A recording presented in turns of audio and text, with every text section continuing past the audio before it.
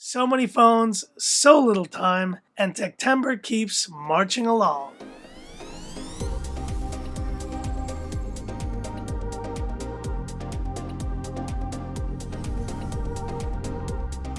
Hi guys, it's Frankie from Frankie Tech. Good to see you guys again. And in today's video, I want to share with you my top 5 upcoming phones of what is left of this year, 2020. Now guys, we've seen some amazing releases this year, and as the year slowly winds down, though we still have some of the most exciting phones that have yet to be released. And in no particular order, I want to share with you the 5 devices that I'm most excited about to close out the year. So number 1 is a new entrant in the Mi 10 series, the Mi 10T Pro 5G. And the Mi 10 series has been very successful for Xiaomi. From the Mi 10 Pro global version to the Mi 10 Ultra, they've had some great releases this year. And yet a big complaint about the Mi 10 series has been the price, where this Mi 10 Pro came in at 1,000 euros. And so I think Xiaomi's going to try to solve that with this Mi 10T and Mi 10T Pro. And what do we know about these devices so far? They will have a 6.67 inch, 144Hz refresh rate display, but it will be IPS LCD, which I think is a bit of a letdown, but I understand why they're doing it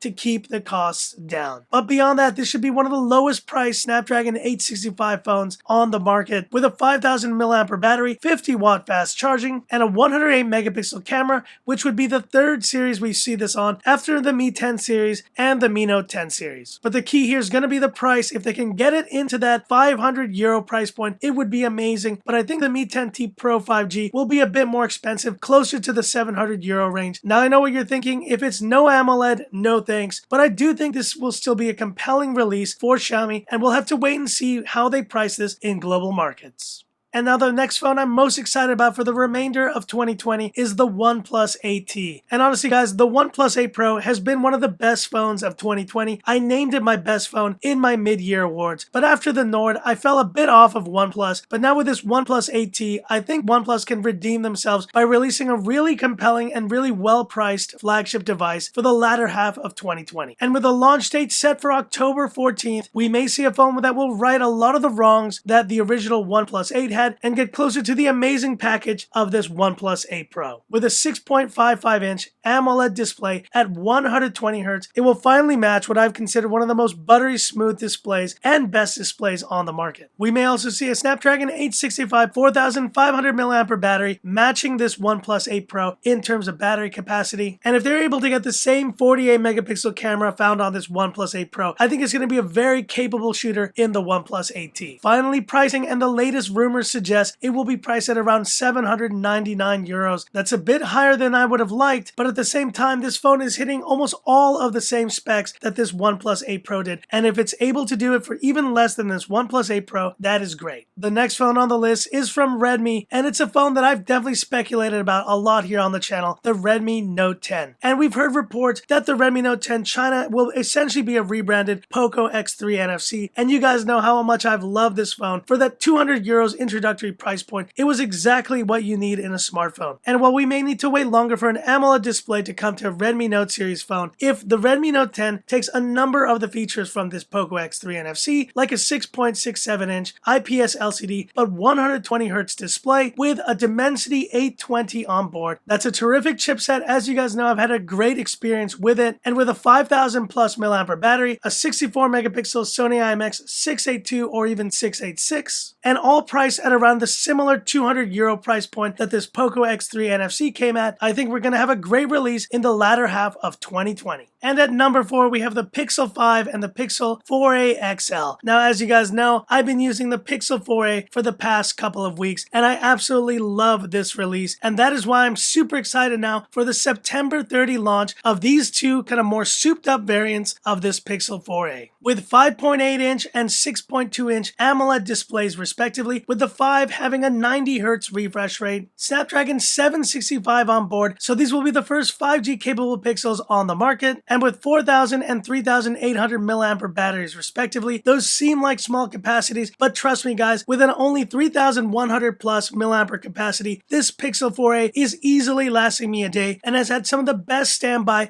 of any Pixel phone I've ever used. These phones will also have the same 12.2 megapixel camera on the back as this Pixel 4a, but they will also have an 8 megapixel ultra wide camera. And I'm very excited to see how Google's going to use their computational photography to handle an ultra wide camera sensor. And last but not least, we're going to see pricing of $699 US for the Pixel 5, which is going to be a more premium built device, and then $499 for the Pixel 4a XL. I'm loving this phone, but it will be very cool to see what an XL version of this experience would be like. And I really do believe that this Pixel 4a represents a return to form for Google this year. And so very excited to see how this 5 and 4a XL shape up. But last but not least, guys, one of the last and most anticipated phones of the year has got to be the successor to this iPhone 11 Pro Max, the iPhone 12 Pro and 12 Pro Max. And whether you love them or hate them, you can't deny the influence and just the sheer numbers that Apple sells of their devices. And this iPhone 12 and 12 Pro series should be no different. With a 6.1 and 6.7 inch displays respectively, we're going to see an even larger display than the 6.5 we see on the 11 Pro Max. And we're also going to see new design.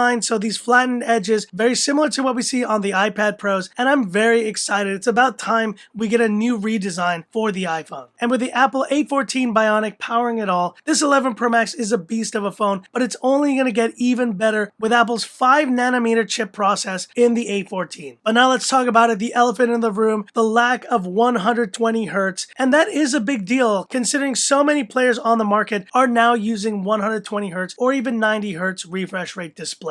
Now I'm still holding out hope. Maybe we'll see this on one of the devices. But if we don't, guys, let's face it, the iPhone 12 and 12 Pro Max are still going to be some of the top selling devices of 2020. And I, for one, am very excited to see how they evolve the triple camera setup with improved video and photography capabilities. I use my iPhone primarily as a video production device. And so any improvements in video quality are going to be a welcome thing for me. And the iPhone 12 and 12 Pro should debut in their own event coming next month.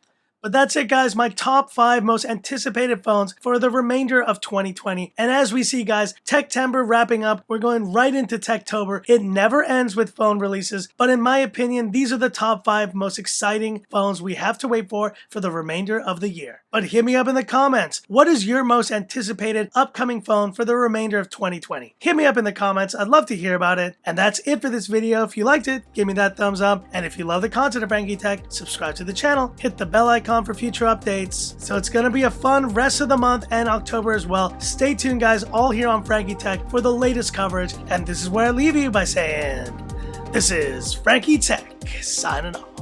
Have a good one.